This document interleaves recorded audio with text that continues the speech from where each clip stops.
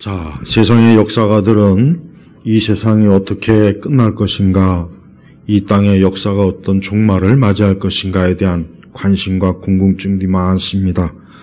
또한 많은 또 사람들이 또 역시 그런데 보편적인 관심을 가집니다. 성경에서는 명확하게 얘기합니다. 성경은 이 세상, 하나님이 만드신 이 세상은 반드시 하나님의 심판으로 멸망한다. 이게 성경에 정해진 겁니다. 그래서 이 애굽의 재앙은 뭘 뜻하냐면 결국은 하나님께서 이 세상을, 이 땅은 계속해서 하나님께서 재앙, 또 하나님의 심판, 또 하나님의 진노, 이 땅을 계속 그것이 내린다는 거예요. 왜 그러느냐? 이 세상 자체와 땅이 하나님을 거역하고 하나님을 대항하고 하나님이 만드신 모든 것들을 사람들이나 이 세상은 어때요? 하나님을 인정하지 않잖아요. 주인이 하나님 거예요. 여러분, 이 땅의 주인이 누구 겁니까? 사람들은 이 땅 위에다 아파트를 짓고 건물을 짓고 도로를 깔고 그걸 통해서 사람들이 막 부를 형성해요. 거기다 공장도 짓고. 그러면 그 땅은 누구예요? 사실 진짜 세금을 갖다 바쳐야 될 때는 하나님이 하나님. 근데 이 세상 사람들은 어디 하나님 앞에 헌금을 합니까? 안 해요. 안 하잖아요. 그건 잘못된 거. 자기들은 그렇게 월세 임대료 다 받아먹으면서 정작 자신들이 그 땅 주인은 하나님 거예요. 성경에 뭐라 했어요? 땅은 내 것이다 그랬어요. 땅은 내 것이다. 그래서 사실은 저는 공산주의나 사회주의는 아주 싫어하지만 이 땅만큼은 사실 엄밀히 얘기하면은 처음부터 아주 국가 소유로 확 해버렸어야 돼. 그래서 더 이상 땅을 통한 임대니 이게 애초부터 없었으면 좋았을 뻔했어. 근데 그러면 또 이게 또 문제가 또 커지긴 하는데 엄밀히 얘기하면 땅은 하나님 거예요. 이 땅은 내 거라고 여기 원래 원주인이 하나님 거라요. 원래 원주인. 우리 성도들은 이 세상의 모든 인간이 털을 잡고 있는 것이 결국 누구 거냐? 이게 다 하나님 거예요. 근데 하나님 것을 그렇게 쓰고 누리고 하나님의 것을 먹고 마시고 하면서도 정작 하나님 앞에 영광 안 돌리는 거예요. 그럼 당연히 어떻게 됩니까? 세상을 하나님이 그냥 놔두지 않죠. 그러니까 하나님께서 계속 세상에 자꾸 재앙을 내린 이유 뭐냐면 사람들이 그 주인이신 하나님을 공경하지 않고 섬기지 않고 하나님을 아예 인정도 하지 않고 그건 뿐입니까? 오히려 하나님을 대항해서 이 산천초목에다가 막 우상을 만들고 험한 것들 만들어가지고 하나님 외에 다른 신이 있다 해가지고 거기에다 절하고 거기에다 숭배하고 그러니 이 세상에 좋을 리가 있겠습니까? 절대 좋을 리가 없어요. 오늘 11장에 들어가면은 이제 12장이 사실 이제 6월절 사건과 이제 애굽의 장자들을 치는 그것이 이제 12장에 본격적으로 나오지만 11장은 그걸 미리 예고했어요. 바로에게. 바로에 뭐라 했습니까? 여호와께서 이렇게 말씀하십니다. 내가 밤중에 이집트 가운데로 지나갈 것이니 밤중에 애굽 가운데로 하나님이 지나간다는 거예요. 애굽 땅에 처음 난 것은 보좌 위에 앉은 바로의 장자로부터 맷돌 뒤에 있는 여종의 장자와 모든 가축의 처음 태어난 것까지 모두 죽을 것이다. 이 짐승은 또 뭔 죄예요? 짐승이 무슨 죄를 졌겠어요? 그 사람들 때문에 그러는 거예요. 여러분, 이 세상의 피조물도 로마서의 말씀처럼 탄식하고 고생하고 힘든 이유가 뭔지 아십니까? 사람들이 하나님에게 죄를 짓기 때문에 하나님을 대항하니까 이 세상에 있는 나머지 모든 것들도 같이 고통을 받는 거예요. 그래서 인간의 고통의 원인은 하나님과 원수가 되면 다 오게 돼 있어요. 그래서 우리는 하나님과 화목해야 돼요. 사람은 하나님과 화목한 게 제일 중요합니다. 근데 그 화목의 조건이 뭡니까? 예수님을 통해서 화목하는 거예요. 그분은 사람이 직접 나아가서는 안 돼요. 하나님 앞에 어떤 피조물에 그냥 나아가다가는 죽는 거예요. 그러니까 하나님께서 특별히 우리를 구원하시기 위해서, 우리를 위해서 중보자, 누구 세우셨습니까? 예수님을 세우신 거예요. 그러니까 예수님을 통하지 않고 하나님 앞에 갈 수가 없어요. 가면 죽는 거예요. 가면 죽는 거라고.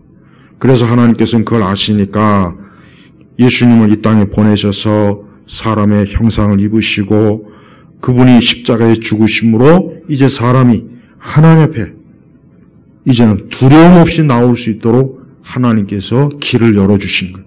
그게 화목의 중보와 화목 제물이 누가 되신 겁니까? 예수님이 되신 거예요. 그래서 예수님 외에는 천하에 하나님과 우리 사이에 이어줄 중보자가 없어요. 그래서 예수님 외에 다른 걸 믿으면 안 돼요. 절대 특히 천주교인들, 천주교 다니는 사람들은 그 사람들은 참 불쌍한 사람들이지만 한편으로 굉장히 무서운 거예요. 그런 거짓과 우상에 빠져갖고 천주교 신자들은 굉장히 문제가 많아요. 정신적으로도 문제 많고 천주교 신자들은 평안이 없어요. 그냥 평안이 있는 척하는 거예요. 신문에 보니까 조국의 어머니가 그 사제한테 편지를 보냈대요. 이제서야 내가 그 마리아의 심정을 알겠다고. 2년 동안 그 아들 예수님이 십자가에 달리셨을 때 그 마리아가 얼마나 고통스러운지 자기가 알겠대. 왜? 자기 아들 조국이 막 그러니까 지가 마리아고 조국이 예수예요.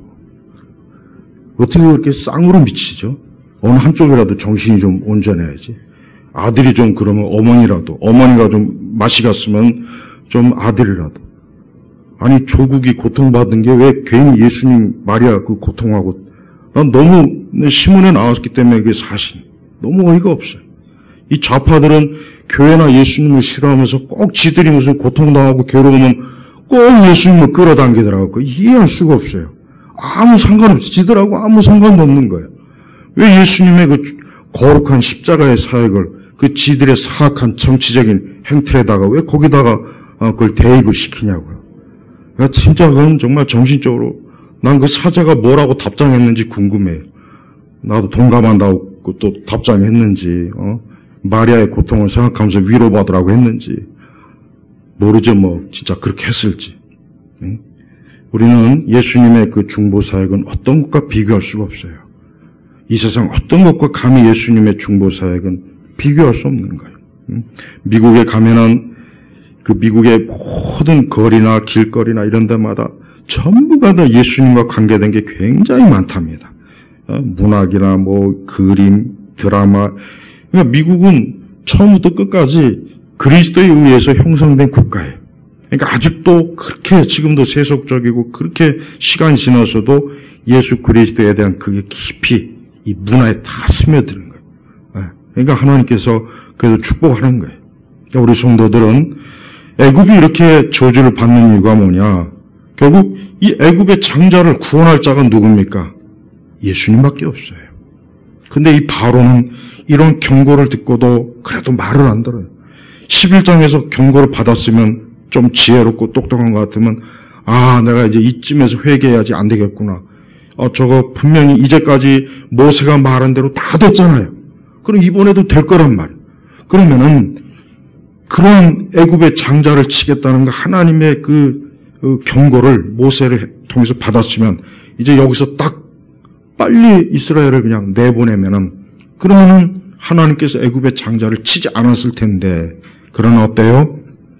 모세는 말을 안 돼요. 19절에 뭐라 그랬습니까? 여호와께서 모세에게 말씀하시기를 바로가 너희 말을 듣지 않을 것이므로 내가 이집 땅에서 기적을 더 행할 것이다. 그러니까 바로가 마음이 강팍한 거예요. 심지어 애굽의 장자, 심지어 그 바로 자신의 장자부터 벌써 하나님께서 치시겠다고 했으면은 안 되겠구나. 이거 큰일이다. 안 되겠다. 이번에 진짜 이거 저 이스라엘 백성을 내보내지 않았다가 내 자신마저 죽겠구나. 이런 깨달음이 있어야 되는데 그래도 이 바로는 어때요? 말 안 들어요. 이렇게 이 불신앙의 힘은 강한 겁니다. 엄청 강해요. 정말 불신앙의 힘은 인간의 힘으로는 안 돼요. 그래서 예수님 믿는 거는 사람의 힘으로 설득해서 될 수가 없어요. 이건 하나님의 성령께서 그 마음속에서 예수님을 깨닫고 믿게 해야만 되는 거지 아무리 사람들이 설득하고 심지어 예수님이 그랬잖아요. 설령 죽은 자가 돌아와서 야 천국도 있고 예수님이 계시더라 해도 사람들은 어때?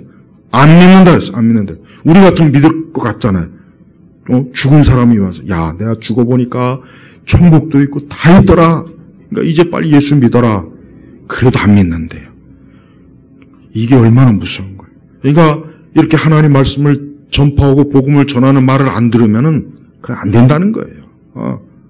우리 성도들은 이 세상의 불신앙이 그렇게 간단한 게 아니라는 걸 알고 이 세상이 그렇게 호락호락하게 하나님께로 돌아가거나 예수님 믿는 게 아닙니다.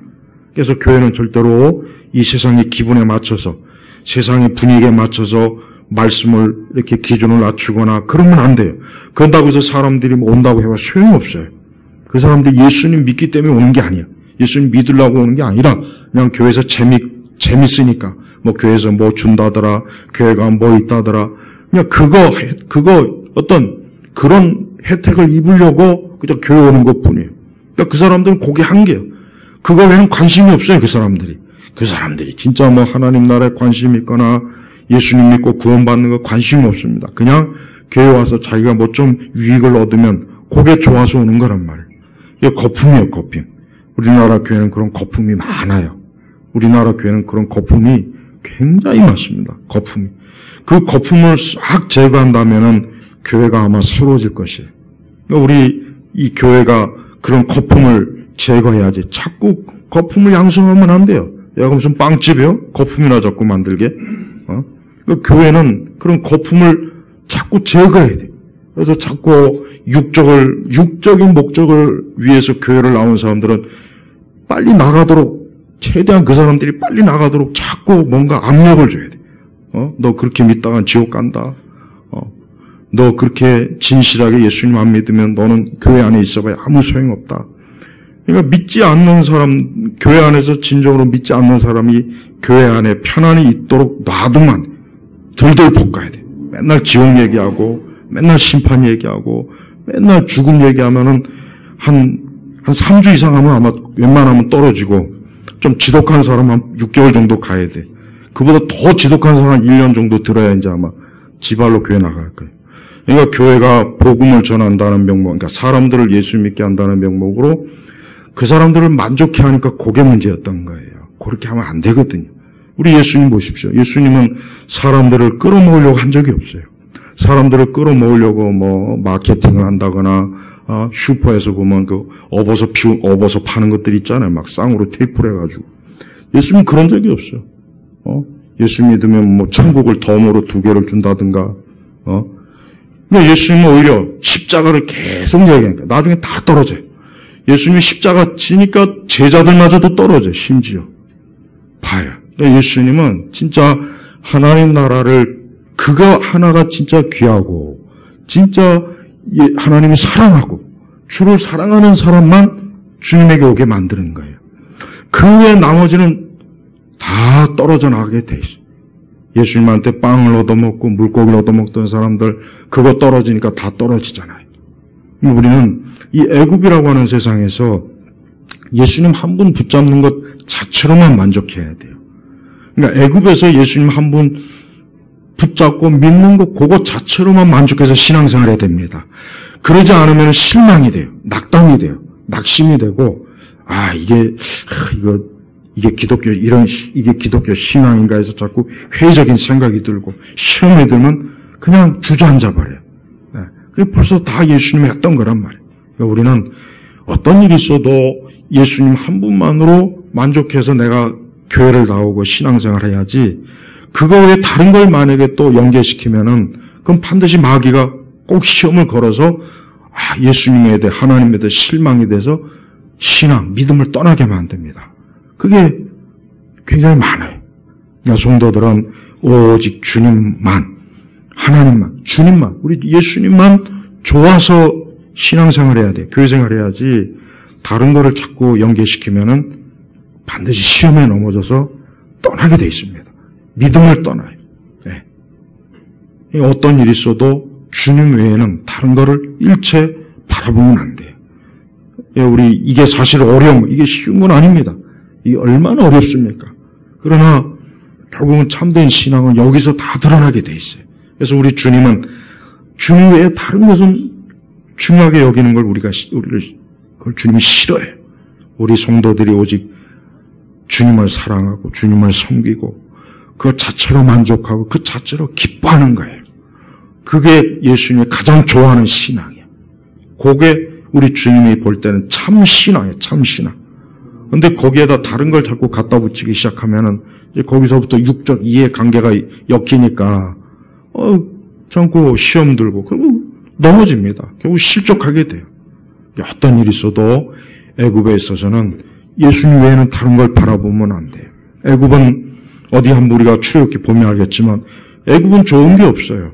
애굽이 좋은 건 딱 하나밖에 없습니다. 애굽은 놀기 좋고 먹을 게 많아요. 애굽은 화려합니다. 그러니까 애굽은 육에 속한 사람은 진짜 애굽이 좋을 수밖에 없어요. 그러나 영적인 사람은 애굽이 좋을 수가 없습니다. 영적인 사람은 애굽은 가증한 우상도 많죠. 불신앙이 강하죠. 애굽은 전혀 하나님을 알지 못하죠. 바로라고 하는 마귀에게 노예가 되어 있죠. 그 바로에 속해가지고 거기에서만 살아야죠. 그러니까 진짜 영적으로 깨어있는 사람은 조금 더 애굽이 좋을 수가 없고 애굽을 빨리 좀 떠났으면 좋겠다. 애굽을 빨리 좀 이탈했으면 좋겠다. 요 마음이 드는 거예요. 하지만 육적인 사람은 애굽이 좋아요. 애굽을 한 발짝도 벗어나고 싶지 않아요. 계속 애굽에서 그냥 눌러 살고 싶고 애굽이 좋고. 이 바로는 그런 애굽을 만들고 애굽을 지배하고 애굽을 형성하는 이 바로가 바로 뭡니까? 이 세상의 공중 권세 마귀. 이 세상의 신이에요. 신.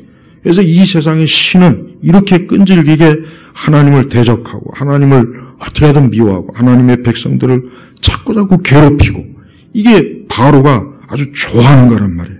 네. 하나님께서는 오늘 7절의 말씀처럼 자 여호와께서 애굽 사람과 이스라엘 사람 사이를 구별한다는 것을 너희가 알게 될 것이다. 자 구별. 이게 중요합니다. 구별입니다. 구별. 하나님은 구별해요. 하나님은 모든 사람을 똑같이 평등하게 대우하지 않습니다. 믿는 사람과 믿지 않는 사람을 딱 이렇게 분리를 시켜서 믿는 사람은 하나님 안으로 오게 만들고 믿지 않는 사람은 애굽의 재앙에 그대로 머물게 하는 거예요. 그래서 애굽이 망할 때 거기에 같이 이 믿지 않는 저들도 같이 거기에 휩쓸려 가도록 하나님께서 그렇게 섭리하시는 게 하나님의 뜻이에요. 그래서 우리는 세상을 볼 때 왜 모든 사람이 예수님 안 믿나? 그 이유는 뭡니까? 그건 하나님의 섭리예요. 하나님은 지금이라도 할 수만 있으면 하나님은 얼마든지 모든 사람이 하나님 믿게 할 수 있어요. 아무리 지독하게 우상에 빠진 사람도 하나님이 역사하면 지금이라도 다 믿게 할 수 있어요. 하나님이 그런 능력이 없는 게 아닙니다. 그러나 하나님의 계획은 그게 아니에요. 하나님의 계획은 그게 아닙니다. 하나님 모든 사람을 구원하는 게 하나님의 계획이라면 벌써 이미 다 믿게 했을 거예요. 그렇죠? 근데 하나님의 그런 계획이 있지 않기 때문에 모든 사람이 믿는 게 아니란 말이에요. 우리 이걸 잘 이해해야 돼요. 하나님이 사랑이 없어서 또 모든 사람을 구원하지 않는 것도 아니에요. 하나님 또 그것도 아닙니다. 우리는 어떤 궁극적인 건 모르지만 어쨌든 하나님께서는 구별을 해요. 그래서 이미 창세 전부터 하나님이 구원 계획 속에는 애국 백성과 하나님의 자녀를 딱 구별하는 그게 하나님의 섭리입니다. 하나님의 뜻입니다. 우리는 이거를 절대로 비성경적이다. 이것은 잘못된 것이다. 그렇게 이해하면 큰 문제가 생겨버려요. 그럼 하나님께서는 그러면 지금 예수님 안 믿고 죽은 사람에 대한 것은 그럼 어떻게 되는 거예요? 그럼 그 사람은 누구의 책임이에요? 하나님 책임입니까? 하나님 능력이 모자랐나요? 문제가 커져버려요. 우리는 믿지 않고 죽은 자는 결국은 하나님의 택함을 받지 못해서 그런 거예요. 그러나 그 죄는 그가 지은 죄예요. 그가 절대 하나님의 어떤 방해 없이 그는 자기 스스로가 하나님을 거절한 거예요. 하나님을 거부한 거란 말이에요. 그러니까 지옥에 간 사람, 형벌을 받는 사람은 자기 죄를 하나님께 핑계 또 댈 수가 없어요. 왜? 자기가 지은 죄란 말이에요. 네. 우리는 이와 같은 것들을 우리의 어떤 이성이 다 이해하지 못해도 이게 성경에서 가르치는 거예요. 그러니 우리가 하나님의 자녀가 된 것 자체가 놀라운 거예요. 그렇지 않습니까? 한번 가만히 생각해 보면, 야, 내가 예수님 믿은 게 정말 내가 선택하고 내가 뭘 잘해서, 내가 똑똑하고 지혜로워서 그랬을까? 절대 아닙니다. 조금만 생각해도 그게 아니라는 거 금방 알 수 있어요. 이건 뭡니까? 하나님이 만세 전부터 나를 택해서 너는 애굽에 속한 자가 되면 안 돼 해가지고 너를 어때요?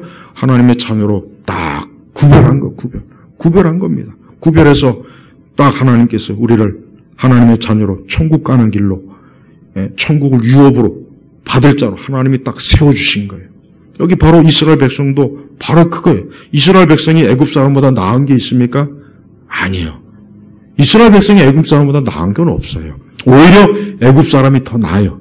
애굽 사람이 재주도 많고 지식도 많고 능력도 많고, 사실 애굽 사람이 모든 면에서 월등합니다. 그 지식이나 이게 보통이 아니에요. 애굽 사람이. 그러나 하나님께서는 그 애굽을 택한 게 아니라, 애굽 사람 택한 게 아니라 아브라함의 씨들을 택해서 하나님의 자녀로 세운 거란 말이에요. 그래서 우리는 이 땅의 모든 누구를 막론하고 예수님 믿는 사람은 다 전적은 하나님의 은혜로, 하나님의 선택, 하나님의 예정. 그래서 하나님 편에서 그를 먼저 불렀기 때문에 그가 하나님의 자녀가 된 것이라는 걸 우리가 알아야 됩니다.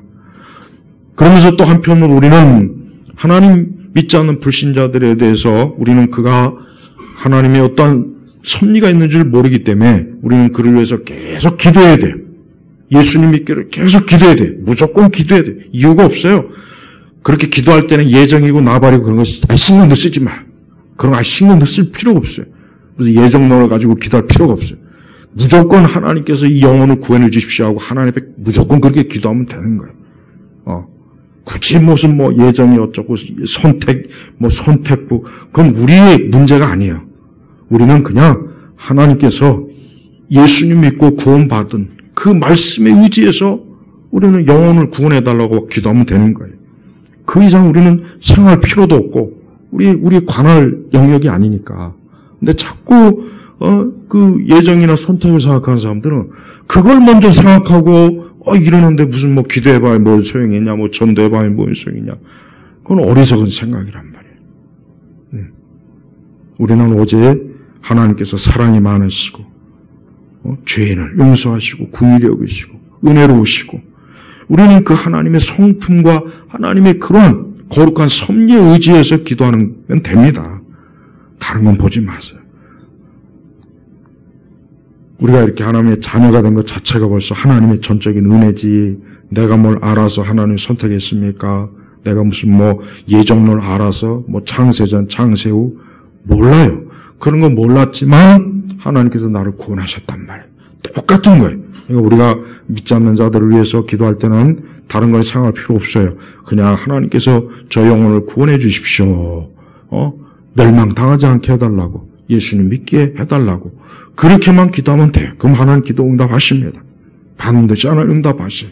우리는 이러한 하나님께서 우리를 위해서 마련하신 이 구원과 은혜와 영생을 그걸 거부하지 말고 그걸 많은 사람들이 받아들일 수 있도록 열심히 기도하면은 하나님 다 응답하십니다. 자, 하나님께서 이러한 계획을 이스라엘 백성들에게 세우셨는데 이제 마지막 재앙을 하나님이 이제 경고한 거예요. 마지막. 그래서 10번째 재앙. 그래서 10번째 재앙이 이제는 12장에 가면 이제 본격적으로 이제 그게 시행이 돼요. 그래서 12장은 굉장히 내용이 중요한데 그 12장은 이제 다음 주에 하고, 그러나 이제 11장에서는 하나님께서 그 모세에게 뭐라 그랬냐면, 너희가 그 애굽을 떠날 때는 2절에 보니까 이제 백성이 이렇게 말하여 남자는 그 이웃 남자에게, 여자는 그 이웃 여자에게 은폐물과 금폐물 요구하게 하여라. 왜 하나님께서 이렇게 하셨을까? 그거는 그만큼 애굽에서 어때요? 이스라엘 백성들이 노예로 혹독하게 그 값도 받지 못하고 고생을 했기 때문에 하나님께서 그 값을 받으라는 거예요. 정당하게 너희들이 일한 만큼, 혹독하게 고생한 만큼 애굽 백성들에게 받아내라. 그 하나님의 뜻이. 우리 성도들은 이 세상의 것에 대해서 우리는 어때요? 이 땅의 애굽의 것에, 애굽의 보물, 애굽의 보화를 우리는 무조건 배척할 필요 없어요. 애굽의 좋은 건 우리가 다 가져야 돼. 애굽의 좋은 건 다 애굽의 지식, 애굽의 기술, 애굽의 재능, 애굽의 그 좋은 것은 가져와야 돼요. 그걸 무시하면 안 돼요. 왜? 그건 좋은 거, 그 자체는 좋은 거니까. 금, 폐화가 애굽 것이니까 나쁘고 이스라엘 거니까 그런 게 어디 있습니까? 돈에는 주인이 없어요. 돈은 가진 자가 주인이 되는 거예요. 돈에는 본적이 없어요. 주소가 없단 말이에요. 그러니까 하나님께서 이스라엘 백성들이 그 바로 밑에서 혹독하게 고생했는데 그냥 거기서 나올 수 있습니까? 아니에요. 하나님께서 그들이 일한 만큼 그 싹을 애굽 백성들에게 가져오라 이거예요. 가져와서 그걸 하나님의 백성의 것으로 삼으라는 거예요. 그러니까 우리 성도들은 이 세상의 좋은 것들을 애굽에 있는 것들을 우리 거로 자꾸 만들어야 돼. 우리 거로 만들어서 그걸 하나님의 영광에서 나중에 결국은 은폐물, 금 이런 것들이 다 뭡니까? 성막과 성소의 재료가 된단 말이에요. 다. 그러니까 하나님을 위해서 다 쓰이게 돼 있어요. 그러니까 우리는 이 세상의 모든 좋은 것을 자꾸 내 것으로 삼아야 돼. 좋은 걸 자꾸 내 것으로 삼아야지. 저건 세상 거니까 안 돼. 그럴 필요가 없어요. 좋은 거 자꾸 좋은 건 다 우리 거로 만드는 그런 지혜가 있어야 된단 말이에요. 그러지 않은 문제는 어떻게 됩니까? 우리는 찌끄러기만 가지고 좋은 건 세상이 다 가지게 된 말이에요. 그러면 그걸 통해서 우리가 하나님을 섬기고 주의를 하는데 발전이 없어요. 도움이 안 된단 말이에요. 그래서 좋은 건 다 가지고 있어요. 좋은 것들, 좋은 지식들을 가져서 이것을 오히려 뭡니까? 교회와 복음을 위해서 애굽 백성들을 무너뜨리는 일을 위해서 열심히 우리가 사용할 때 하나님께 영광을 돌리게 되는 거예요. 그러니까 하나님께서는 이스라엘 사람들이 빈손으로 빈털터리로 애굽에서 나오지 않도록 하신 거예요. 얼마나 400년이 넘도록 그 애굽 땅에서 특히 이 바로에 치여서 고생을 많이 했잖아요. 그런데 빈손 나올 수 있습니까? 아니죠. 저들이 거기에서 고생하고 수고하고 거기서 바로를 위해서 일한 대가만큼이라도 가지고 나와서 그걸 통해서 이스라엘 백성들이 하나님을 위해서 살 수 있도록 그들이 살 수 있도록 하나님이 이끌어 주시는 거예요. 자, 3절에 넘어가면은 여호와께서 자기 백성으로 이틀 사람의 눈앞에 은총을 받게 하시고 또한 그 사람 모세가 이집트 땅에서 바로의 신하와 그 백성에게 아주 위대하게 보이도록 하셨다. 사실은 애굽 사람들은 이스라엘 사람들은 무시합니다. 애굽 사람들은 선천적으로 이스라엘 사람들을 무시해요. 가축이나 키우고, 동물이나 키우고, 그 제사도 이상하게 그냥 굉장히 미개하게 봐요. 미개하게. 아주 무시를 해. 근데 하나님께서 그런 애굽 사람들의 잘못된 생각을 어때요? 변화를 시켜서 오히려 어때요? 오히려 이제는 그 이스라엘 사람들 또 모세를 위대하게 보이게 하는 거예요. 이제 저들이 하나님의 백성, 하나님의 종, 하나님의 사람으로서 크게 무시하지 못하도록 하나님께서 그 애굽 사람들의 생각을 어때요? 변화시키는 거예요. 변화시키는 거예요. 우리 주변에도 예수님 믿는 사람들을 무시하는 사람이 많아요. 사실 우리 주변에도 갈수록 보면은 이 교회를 다니는 걸 무시하는 그게 굉장히 심해져요. 정말 많이 심해졌어요. 굉장히 심해졌습니다. 그래서 교회를 다닌다고 하면은 무시하고, 뭔가 좀 모자란 것 같고, 종교적으로 이상하게 보이고, 그런 게 굉장히 강합니다. 그러니까 왜 그러느냐? 다 마귀가 역사하는 거죠. 하지만 하나님께서는 그것조차도 바꾸게 해주셔요. 그래서 이 세상 사람들로 하여금 어때요?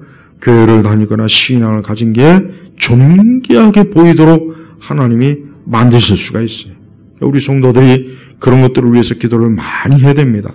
근데 지금은 사실 오히려 애굽 백성들이 사실 지금도 그래요. 지금도 이 세상 사람들은 교회 다니는 사람들을 사실 굉장히 비웃어요. 비웃고 조롱하고 아직도 신앙을 아직도 지금의 세상이 어떤 세상인데 무슨 그런 옛날 무슨 이상한 이스라엘의 그 부족신을 믿고 있냐는 식으로 아주 지금 생각이 지금 굉장히 세상 사람들이 어때요? 교회를 더 무시하는 경향이 심합니다. 우리는 이 모든 게 다 뭡니까? 그만큼 바로가 어때요? 배후에서 우리 믿는 사람들 세상에서 아주 보기 흉하게 천하게 그렇게 만드는 거예요. 우리는 그런 것들을 볼 때마다 이것도 다 이 마귀가 역사하는 거구나. 교회를 다니는 사람들을 혐오하고, 교회 다니는 사람들을 자꾸 비판하고, 욕하고, 무시하고, 이런 게 다 뭐냐? 그 영적인 배후에 마귀가 그렇게 조장하는 거란 말이에요. 근데 하나님은 그걸 얼마든지 변화시킬 수 있어요. 그래서 우리 성도들은 이 땅의 교회, 우리 믿는 사람들이 오늘 말씀처럼 위대하게 보이게 하는 게 참 중요해요. 이게 참 중요한데 이런 것들이 사실 우리에게는 좀 보이질 않아요. 그러니까 우리는 이런 면에서 이 세상에 하나님 믿지 않는 사람들이 교회를 크게 위대하게 볼 수 있도록 하나님 그렇게 만들어 주십시오 하고 사실 기도할 필요가 있습니다. 가면 갈수록 교회가 어때요? 교회가 특히 우리 한국 사회에서는 교회가 점점 더 이게 자리를 잃어버리고 있어요. 점점 영역이 전부 자꾸 뺏기고 있어요. 교회가 더 심해졌어요. 이번에 이 코로나 때문에 더 심해진 거예요. 교회가 위축돼, 움직이지 못해.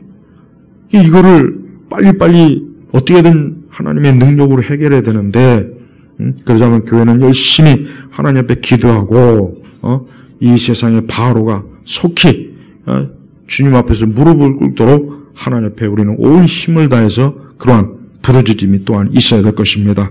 자, 아까 우리가 본문 읽은 4절 말씀 좀 보겠습니다. 여호와께서 밤중에 이집트 가운데 지나갈 것이니. 자, 하나님께서 애굽 가운데를 지나간 이유가 뭡니까? 그것은 심판하기 위해서입니다. 이 땅을 심판하기 위한, 축복하기 위한 게 아니에요. 하나님이 밤중에 지나감으로 말미암아 뭐 어떻게 됩니까? 애굽에 있는 모든 처음 난 것, 그게 사람이든 짐승이든 다 뭡니까? 죽을 것이다. 죽을 것이다. 그러니까 하나님이 지나가는 것은 두 가지 의미가 있어요. 하나는 축복이요, 하나님은 심판이에요. 우리는 우리 주님이 우리를 지나가실 때 우리에게 축복하시기 위해서 지나가시기를 기도해야 돼요. 그러죠? 그러나 이 세상은 어때요? 심판이에요, 심판. 이 땅은 하나님이 한번 지나가면은 세상 온 곳곳이 어때요? 온갖 재앙이 있고, 무서운 심판이 있고, 사륙이 있고, 전쟁이 있고, 그러니까 무서운 거예요, 무서운 거. 이 애굽이 바로 지금 그 상황이 지금 놓여 있어요. 하나님께서 곧 지나가신다 그랬어요. 지나가면 너희 애굽에 있는 모든 걸 장자를 내가 다 죽일 거다. 바로의 아들도 죽일 것이고, 그 애굽의 백성들 아들도 죽일 것이고, 여종의 장자 또 모든 가축의 처음 난 것까지 죽을 것이다. 그래, 죽을 것이다. 이 죽음은 뭡니까? 6절을 보니까 이집트 온 땅에 전에도 없었고 후에도 없는 큰 울부짖음이 있을 것이다. 있을 것이다. 예. 이건 뭡니까? 그 애굽이 하나님의 심판으로 슬픔과 고통에 처한다는 거예요.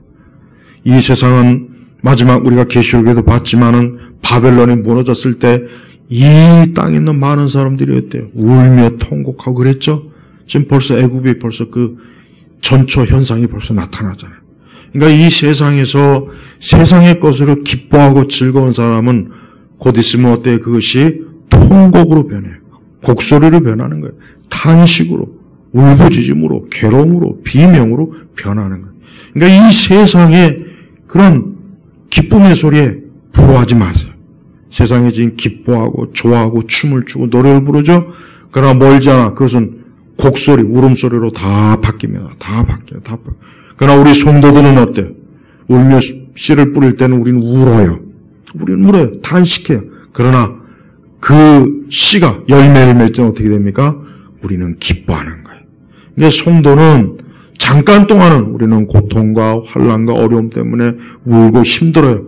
그러나 우리는 영원히 웃게 돼 있어요. 기뻐하게 돼 있어요. 그러니까 세상은 이 땅에서는 기뻐하고 즐거워하고 막 여기저기서 파티를 하고 하지만 그것이 지나고 난 다음에 어떤가요? 영원한 곡소리 납니다. 영원히 탄식하고 울부짖고 괴로워하고 지금도 하나님 믿지 않고 죽은 사람들이 저 어두운 음부에 있을 텐데 그들이 거기서 지금 좋아할 것 같습니까? 거기서 지금 기뻐서 춤을 출 것 같아요? 아니에요. 거기서 지금 탄식과 괴로움, 곡소리. 아, 내가 왜 이 땅에 있을 때 하나님 믿지 않았나? 내가 왜 이 땅에 있을 때 예수님 믿지 않았나? 내가 왜 나를 전도할 때 그걸 신중하게 받아들이지 않았나? 아마 끝없는 후회와 탄식이에요. 그러나 그건 기회가 없습니다. 그러니까 사람은 빨리 이 땅에서 예수님 믿고 구원받는 게 이게 제일 급한 거예요. 이거보다 급한 게 없어요. 이 급한 걸 무시했다가 한순간에 하나님께서 심판의 주로 우리를 지나가면은 그 사람은 그거 끝나는 거예요. 그러니까 주님이 지나가실 때 붙잡아야 돼. 예수님 지나가실 때 막 예수님 부른 사람이 어떻게 됐어요? 다 고침받았잖아요. 주변에 있는 사람이 야 지금 너 같은 사람이 무슨 예수님 부르냐, 예수님 지금 바쁜데 나도 부르지 마. 조용히 해. 그래도 그는 계속 주를 부르짖었어요. 그래서 결국 예수님께서 그를 고쳐주셨어요. 사람은 누구나 다 이렇게 주님이 지나갈 때가 있어요. 그때 주님을 붙잡아야 돼요. 그때 주님을 붙잡아야지, 그때 주님을 못 붙잡으면 기회가 없습니다. 그래서 하나님께서 지나갈 때 바로는 회개했어야죠. 자기가 죄를 지었다. 내가 하나님을 대항해서 어리석었다. 회개했으면은 이 주님의 지나감이 통곡과 죽음이 아니라 뭡니까? 생명이 돼요. 생명. 오히려 애굽의 번영이 될 수가 있었을 텐데 이 바로는 어리석어서 이렇게 주님이 지나가는 게 이게 뭔지도 모르고 이 경고를 들었음에도 불구하고 조금 더 말을 듣지 않아. 바로가 너희 말을 이 너희 말은 결국 누구의 말입니까? 하나님 말이잖아요. 하나님 말씀을 듣지 않는 거. 하나님 말씀. 사람이 하나님 말씀을 들으면 잘 되게 돼 있습니다. 사람이 하나님 말씀대로 하면은 잘 되게 돼 있어요. 그러나 하나님 말씀대로 안 듣게 되면 사람은 재앙을 맞이합니다. 역사도 마찬가지. 국가와 사회도 마찬가지입니다. 하나님 말을 잘 들으면 잘 되게 돼 있어요. 그러나 하나님 말을 안 듣면은 모든 게 다 무너지게 돼 있어요. 이 세상의 모든 원리가 다 마찬가지예요. 이 세상의 원리가 가만히 보면은 우리 믿는 사람들은 정확히 봐야 됩니다. 이 세상이 그냥 저절로 알아서 지가 되는 게 아니에요. 모든 궁극적인 원리를 보면은 하나님 말을 잘 들으면은 되게 돼 있어요. 하나님 말을 잘 들어야 돼. 하나님 말을 안 들으면은, 여러분 저 아프가니스탄 보세요. 저희가 이슬람이에요, 이슬람. 오랜 시간 동안 저렇게 무상의 말을 나라가 결국은 저렇게 되는 겁니다. 이건 어느 나라나 다 똑같아요. 인도 봐, 인도 힌두교하고 불교, 그다음에 저 태국, 이런 베트남, 이런 데 보면은 전부가 다 우상이 우상의 말을 듣는 백성들이에요. 그럼 거기가 좋은 세상이냐 이거? 좋은 세상이 아니죠. 살기가 어려워. 사람이 살기가 힘든 거예요. 고통스러운 거예요. 괴로운 것이 돼버려요. 그러니까 이 세상이 똑같아요. 하나님 말을 잘 듣는 곳이 거기가 좋은 것입니다. 우리 개인도 마찬가지예요. 하나님 말을 잘 들어야 됩니다. 하나님 말을 잘 들으면은 분명히 유익이 와요. 그러니까 하나님 말을 안 들으면 절대 좋은 게 안 옵니다. 근데 사람이 어리석어서 지금 당장 하나님 말을 듣는 것보단 안 듣고 뭔가 이익을 얻으니까 거기에 따라 자꾸 가는데, 그러나 시간이 가면 갈수록 말씀을 듣는 사람이 결국은 승리하게 돼 있고, 말씀을 안 듣는 사람은 결국은 망하게 돼 있어. 이게 진짜 무서운 겁니다. 그러니까 여러분, 오늘 우리에게 주신 모든 말씀을 다 받아들여야 돼요. 또 여러분이 성경에서 읽는 모든 말씀을 잘 믿고 받아들여야 돼요. 그 말씀은 영원한 거예요. 진리예요.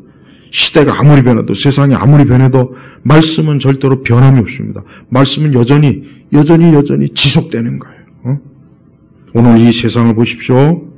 세상이 결국은 다 하나님 믿는 사람이 세상을 다 세상을 차지하게 돼 있어요.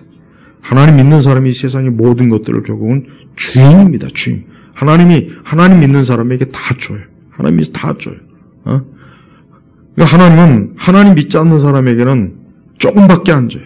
그러나 하나님 믿는 사람에게는 많은 것들을 줘요. 많은 것들을 줘서 그가 누리게 하시는 거예요. 이게 성경의 원리입니다. 그래서 우리 성도들은 이 땅에 사는 동안도 하나님 말을 잘 듣는 게 내 삶의 유익이요, 내 인생에 도움이 돼요. 여러분의 자녀들에게도 다른 것보다는 하나님 말을 잘 들으라고 가르치세요. 네가 앞으로 평생 살 때 하나님 말씀을 잘 들으면 된다. 그러면 너는 문제가 없을 것이다. 너는 아무 어려움이 없을 것이다. 어려움이 있다 해도 하나님이 도우시고 함께 하신다. 그러니까 아이들에게 그걸 가르쳐야 돼요. 그러지 않고 조금 더 잘하면 이제 신앙도 버리고 교회도 안 다니고 기도도 안 하고 어릴 때 이렇게 예쁘고 귀엽게 다니죠. 그러니까 조금 머리 크면 이제 안 다닐라 그래. 조금 머리 크면 그냥 이제 뭐 예배도 드리기 싫어하고 예배 시간에 잠이나 저렇게 자고 좀 깨워라죠. 온유해가지고 확 좀 깨워라. 열심히 가정에서도 예배를 꼭 드려서 가정에서도 하나님 말을 좀 잘 듣게. 신명기에 뭐라 그랬어요? 아이들이 앉아서나 일어서나 하여튼 귀에다 대고 입만 열면 하나님 말씀을 가르치라는 거예요. 그래서 아이들이 항상 평생토록 하나님 말씀을 내가 잘 들어야 내 인생이 산다 하는 거를 딱 주입을 시켜야 돼. 어릴 때. 그래야 됩니다. 그래야 그게 아이들 인생에 진짜 복이 되지. 절대 아이들이 하나님을 거역하면 안 된다는 것을 꼭 가르쳐야 돼요. 하나님을 거역하면 절대 안 된다. 하나님 거역하면 망한다. 죽는다. 하나님 거역하면 절대 좋은 게 없다는 걸 아이들한테 자꾸 가르치면 그게 이제 심어져요. 그래서 결국은 하나님께로 다시 돌아오게 돼 있어요. 그게 원리. 그래서 성경적 원리대로 말씀을 부지런히 가르쳐요. 앉아있으나 서있으나 누웠을 때나 계속 말씀을 찾고 가르치면 그 말씀이 결국 어때요? 그 영혼 속에 심겨져서 그 말씀대로 인생을 살고 인생을 나아가게 할 수가 있는 거예요. 바로는 하나님의 말을 듣지 않았습니다. 이게 결국은 바로의 운명을 결정하고 애굽의 운명을 결정한 거예요. 그래서 12장 들어가면은 그 이어 보면은 결국 바로도 망하고 애굽도 폭삭 망해버립니다. 왜? 하나님 말을 듣지 않으니까 망한 거예요. 세상의 원리는 이거예요. 사람이 인생이 하나님 말 듣지 않으면 그냥 죽는 겁니다. 예수님 말을 들으면 살죠. 그러나 예수님 말을 안 들으면 망하게 돼 있어요. 근데 어리석은 인생들은 이걸 터득을 못해요. 이걸 못 깨닫는 거예요. 이걸 못 깨닫고 왜 그러지? 왜 이럴까? 온갖 여기저기 세상 지식을 찾아다니고 세상의 선생들을 찾아다니지만 그래봐야 소경이 소경을 인도할 거냐 똑같습니다. 나는 이 세상에서 똑똑하다는 사람들이 강연이나 책을 이렇게 보면은 이거는 내가 기독교적인 관점이 있으니까 물론 그러겠지만은 솔직히 하나만 하는 소리 너무 많아요. 시간 낭비가 너무 많습니다. 그럴 시간 있으면은 여러분 성경을 열심히 읽으십시오. 성경 열심히 읽고 잠언서 열심히 읽고 전도서 열심히 읽고 시편 말씀 열심히 읽고 하나님 말씀을 열심히 읽으면 되는 거예요. 옛날에 그랬어요. 미국에서 20세기 초 19세기 말에 하나님 믿지 않고 열심히 공부해봐야 그거는 똑똑한 짐승을 기르는 거다. 똑똑한 짐승이 그 잘나봐 뭐 하겠어. 나중에 잡아먹든지 쓸모가 없는 거예요. 그러니까 사람이 지식을 갖고 뭘 배워도 하나님을 경외해야 그게 제대로 쓸 수가 있다는 거예요. 근데 지금은 이제 그런 성경적 생각이 다 이미 교육에서도 이미 다 빠져나갔어요. 여러분 이 동양이라는 나라가 보세요. 동양은 말 그대로 빛이에요. 빛이. 동방에서 빛이 오는 거예요. 그렇지만 결국은 열매는 서양 애들이 다 따먹어요. 중국에서 화약 발명하면 뭐합니까?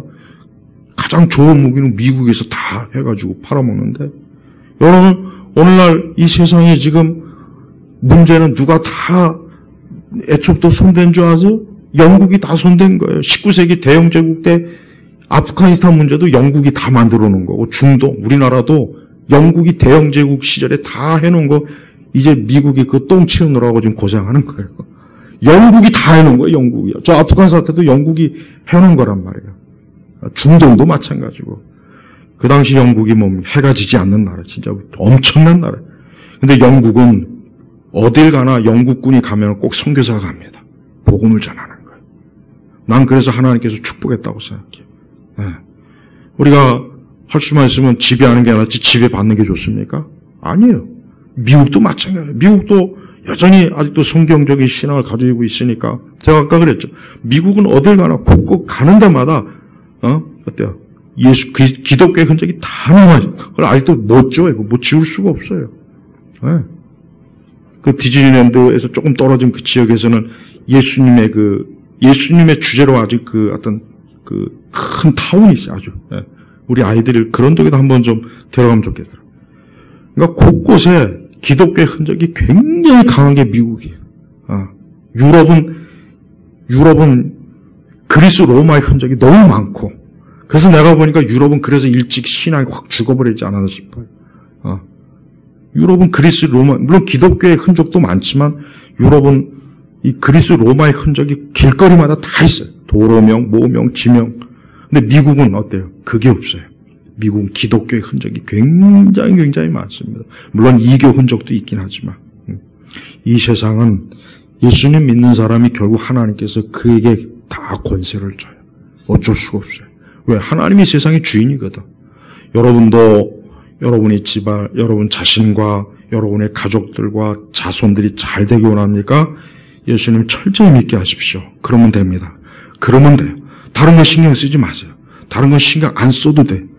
그리스도께서 이 세상의 권세 주인이시기 때문에 결국은 하나님을 믿는 자들이 하나님께서는 그들에게 다 유리하게 해주는 거예요. 세상은 그걸 몰라요. 세상의 어리석은 종교적 관점은 그걸 어쩌고 저쩌고 하겠지만 아닙니다. 하나님은 하나님 마음대로 해요. 하나님 누가 의논하지 않아요. 의논할 상대도 없어요. 있을 필요도 없어요. 하나님은 당신이 하고자 하는 대로 다 하는 거예요. 그러니까 우리는 오직 주님에게만 우리는 잘 보여야 됩니다. 주님에게만 우리는 잘하면 돼요. 그럼 나머지는 하나님께서 우리를 도우십니다. 그러니까 여러분 제발 지금같이 갈수록 더 성경적 신앙이 떨어지고 교회가 복음에서 자꾸 이탈돼서 교회가 마치 무슨 정서적으로 정신병자들이 모인 무슨 심리 치료센터가 돼가는 이런 시기에 그리스도의 십자가 피, 그리스도의 중보, 이 성경의 원리를 굳건하게 잡아야 됩니다. 그걸 절대로 놓치면 안 돼요. 그게 생명이에요. 그게 진리예요. 세상의 모든 것들, 형편없는 것들, 아무것도 없어요, 세상. 애국은 겉만 이게 막 화려하지, 속에 들어가면 파로의 뼈와 무덤밖에 없어요. 썩은 살 무덤, 구더기밖에 없는 거예요. 그러니까 어떤 일이 있어도 이 애굽이란 땅에서는 예수 그리스도를 붙잡고 그분 안에 사는 것이 모든 면에서 좋다는 것, 이거 꼭 명심하기 바랍니다. 기도하겠습니다. 하나님 아버지 감사합니다. 오늘 이 시간에도 우리 온 교우들이 세상이 어지럽고 힘들고 어렵고 수많은 사람들이 탄식하지만 우리는 그리스도 예수 안에서 보호받고 하나님의 사랑을 받는 자들이니 매일매일 믿음 안에서 기뻐하고 주님 영화롭게 하며 주님 안에서 안심하며 기도하며 살 수 있도록 축복하옵소서. 감사하며 우리 주 예수님의 이름으로 기도 올렸습니다. 아멘.